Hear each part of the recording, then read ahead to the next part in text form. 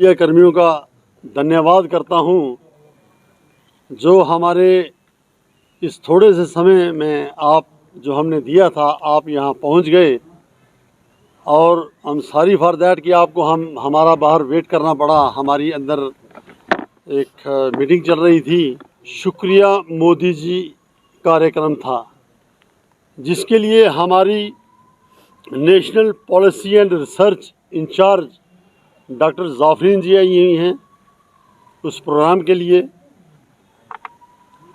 जो मोदी जी ने मुस्लिम महिलाओं के लिए किया है, जैसे ट्रिपल तलाक था,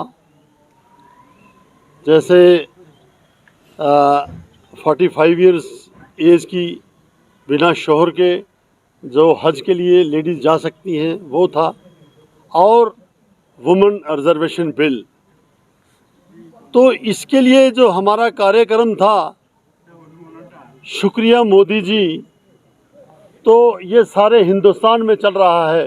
जितनी भी हमारी मुस्लिम बहनें हैं वो खत लिख के मोदी जी का शुक्रिया अदा कर रही हैं।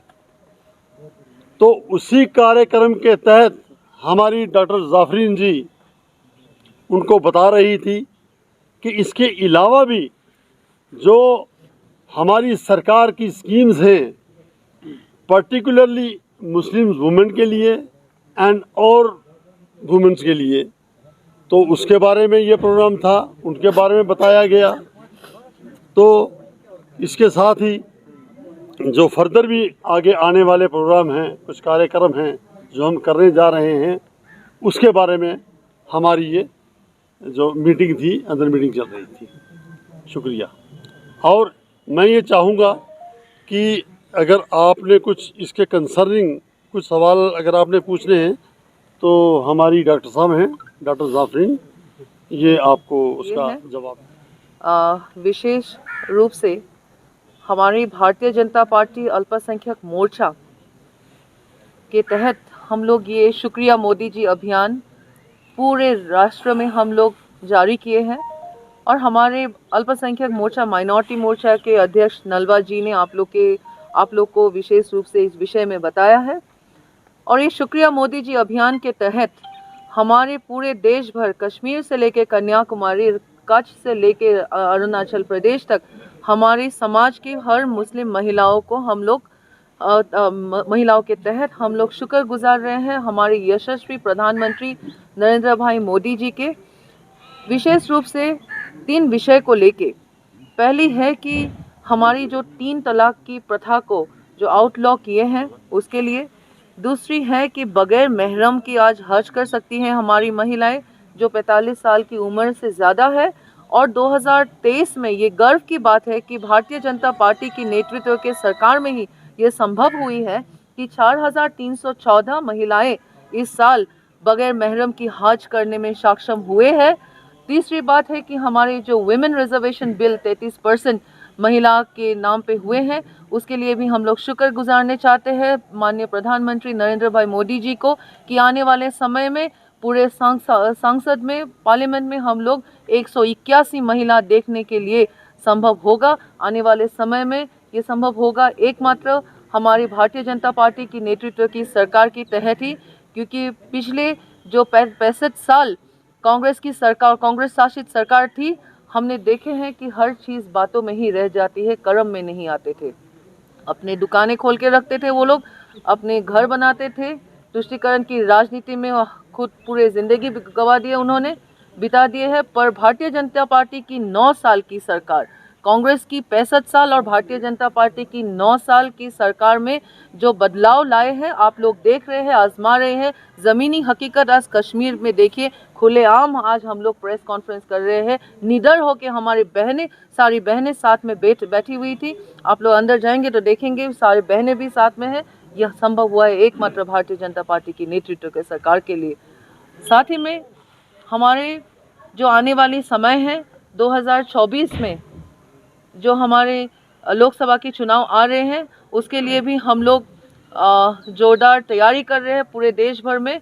और हम आप लोग को बतलाना चाहते हैं कि हम भारी बहुमत से दोबारा मोदी जी के सरकार हम लोग बनाएंगे और इंशाअल्लाह हमारे जितने बहनें, माताएं, भाई हैं, हमारे मुस्लिम समाज से, हमारे साथ में हमारे माइनॉरिटी समाज के भी जितने बहनें हैं, जितने परिवारें हैं, सभी के समर्थन मिलेंगे 2024 के चुनाव में सरकार गठन करने में और पुनर्बार मोदी जी को इस राष्ट्र के गुरु स्वरूप, इस राष्ट्र के सबसे बड़े सेवक के स्थान में फिर से रखने के लिए हम लोग सक्षम होंगे। प्रेस कॉन्फ्रेंस बिल्कुल शुक्रिया मोदी जी के अभियान के ऊपर ही हम लोग कर रहे हैं। और एक बात है कि भारतीय जनता पार्टी चुनाव लड़ने के लिए कहीं नहीं डरते हैं।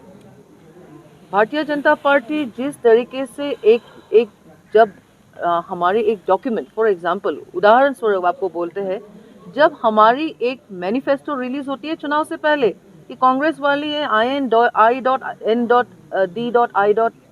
जैसे नहीं है हमारे कि बस यूं ही मैनिफेस्टो डाल दिए, नहीं, हमारी मैनिफेस्टो एक रिसर्च डॉक्यूमेंट होती है। भारतीय जनता पार्टी की हर काम, हर कार्य एक रिसर्च एनालिसिस, उसके बाद एक स्ट्रैटेजी के बाद फॉर्मुलेट होती है। बस यूं ही अभी दिल हो गया कर लिए, बस फिर दूसरे दिन बदला लिए, वैसे नहीं है। तो भारतीय जनता पार्टी एक स्ट्रैटेजी से आगे बढ़ रहे हैं कि सभी के जितने हमारे समाज के अंतिम व्यक्ति, जो अंत्योदय के आधार पे हम लोग हमारी पार्टी चलती है, हमारी अंतिम व्यक्ति के रिक्वायरमेंट क्या है, दर्द क्या है, उसी के दर्द क्या है, जो पेन क्या है, उसी के हिसाब से हमारी स्ट्रैटेजी फॉर्मुलेट हो रही है। स्टेप बाय स्टेप हम लोग चल रहे हैं, जिसके लिए आप देख रहे हैं भारतीय जनता पार्टी में मुस्लिम समुदाय के हमारे नेता ज़्यादा है। समर्थन करिए इसलिए क्योंकि यहाँ पे भारतीय जनता पार्टी के तहत ही बदलाव संभव हुई है। एक विधान, एक प्रधान, एक निशान संभव हुई है एकमात्र भारतीय जनता पार्टी की सरकार के लिए। हम नेशनल पॉलिसी और रिसर्च इंचार्ज है, इसीलिए हमारे पास हर डेटा है। हम ये प्रेस कॉन्फ्रेंस के बाद हमारे पास पूरे रिपोर्ट है, हम आपके हाथ सौंप देंगे। साथ ही में हम आपको ये भी बतलाना चाहते हैं कि एक समय थी कि पहले जब महिलाएं अपने घर में शौहर के साथ कुछ तू मैं होती थी तो शौहर बोला करते थे तुम घर से निकल जाओ।